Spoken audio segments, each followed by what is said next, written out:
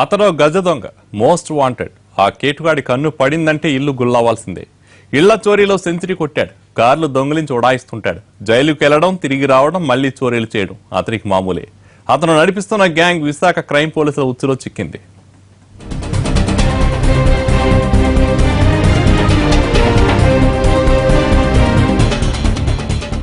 గొర్లె పైడిరాజు. ఈ పేరు వింటే ఉత్తరాంధ్ర పోలీసులు ఉలిక్కి పడతారు. నిమిషాల వ్యవధిలో ఇళ్లను కొల్లగొట్టడంలో దిట్ట.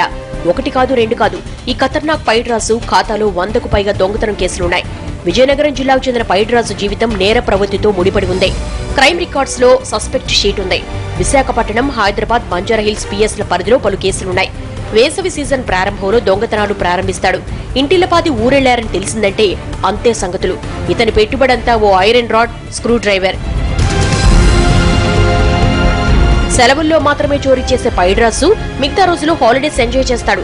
హాలిడేస్ అంటే ఊటీకో కొడైకెనాల్కు వెళ్లడు. పోలీసులకు కావాలని పట్టుబడి జైలుకెళ్తాడు.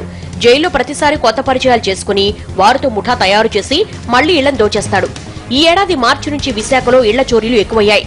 దీంతో సిటీ సిసిఎస్ పోలీసులు పాత నేరస్తుల కదలికలపై నిఘా పెట్టారు.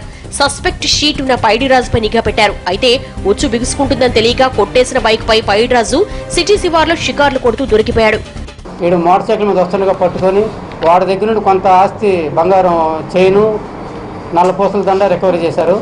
వాడిచ్చిన సమాచారం మీద ఈ కోడేరాజు దగ్గర నుండి మిగతా బంగారం వస్తువులు వాడి దగ్గర నుండి కూడా మోటార్ సైకిల్ రికవరీ చేయడం జరిగింది. పైడిరాజు ఇచ్చిన సమాచారంతో ఈ దొంగతనాలకు సూత్రధారి పాత నేరస్తుడు కోడేరాజును పోలీసులు అరెస్టు చేశారు.